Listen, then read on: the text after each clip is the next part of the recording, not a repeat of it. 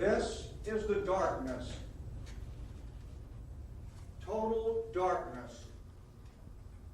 This is the environment that the terrorist wishes to work in most.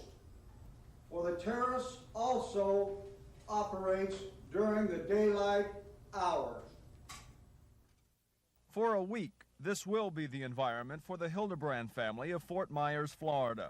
They and 5 other people have paid good money to take part in Cobray's counter-terrorism school. For $2,400 each, the Hildebrands will learn how to behave as hostages. I have a fear of some unknown person or persons attempting to take away things that I have, including my freedom. I have a fear of being attacked leaving my office or leaving my home. I have a fear of people coming into our home. In our neighborhood, most of the homes have been broken into. Ours has too. And I have a fear of any one of us coming into the home and surprising someone in the act of robbing the house and putting ourselves in jeopardy. You're not so tired, okay? The session begins with a lot of realism. Today, the Hildebrands and the others will be taken hostage by a group calling itself the United Liberation Front. The terrorist utilizes different weapons. The terrorists can adapt to any environment, both the out of doors and the urban environment.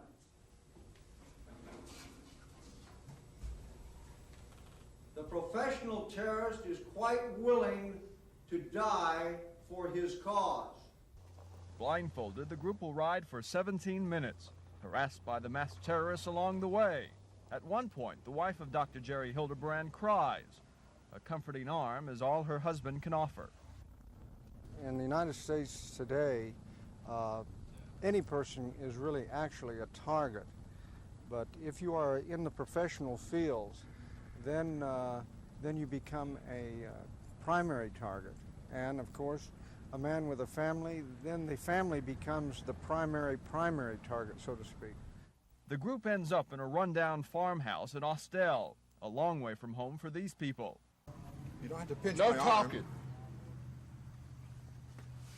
No talking. Can you loosen it up a little? No. Robin? Hands tied, each hostage is questioned. What do you do in South America? We have a bottled water factory in Vilcabamba in Ecuador. Do you know what heavy water is? Heavy water is used in the manufacture of atomic demolitions. Are you all involved in that? No, we're involved in drinking water. In drinking water only? Yes. You have a family? Yes. We know that too. We have someone that's sitting right now near your house watching every move that your family makes. But it doesn't take long for the good guys to appear on the scene. Tomorrow we'll find out who wins. I can take him out, Sarge. And how the hostages cope with the situation. We are quite prepared to do what is ever necessary to accomplish our goals. On special assignment, I'm Ernie Bjorkman. All right, the 2 is going to take the corner. Go ahead and move out. Follow the same pattern. The good guys this time are members of the Cobb County SWAT team. They're here to get some practical experience in the field. Acknowledge. There's somebody in the lower window right there in that doorway. But before it gets heated, both the police and the other side lay down some ground rules. Most importantly, no live ammo will be used. We've got some people hiding, but they have no live ordnance. Okay. Are you all going to have blanks?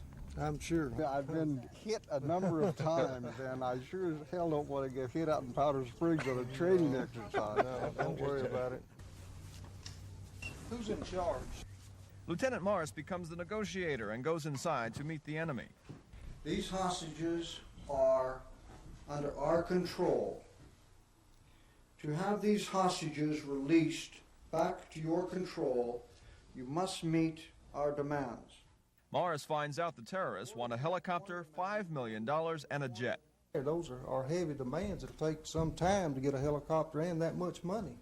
We are not going to play any more games after that. I understand. Do you fully understand that? Yes, I do. Hildebrand's wife and daughter are released.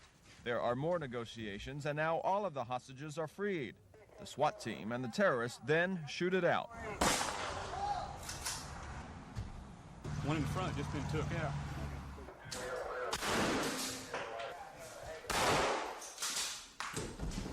his hand. We got 3.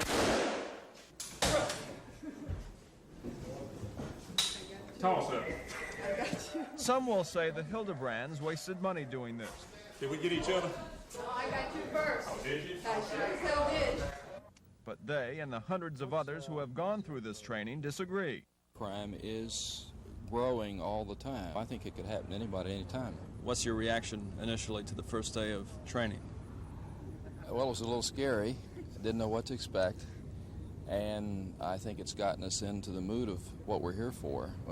And at least my sons and I are eagerly anticipating what we're going to be taught. My wife and daughter are still a little upset about it and don't want to be here, and they got a little frightened. My wife got very frightened this morning. There are terrorist organizations within the United States right now, and I think that we have not seen terrorism, but in the future, yes, there will be terrorist activities against executive firms and against private individuals. These are people living in fear who realize the odds are no longer in their favor when it comes to serious and violent crime, and they want to be prepared, no matter the cost. On special assignment, I'm Ernie Bjorkman.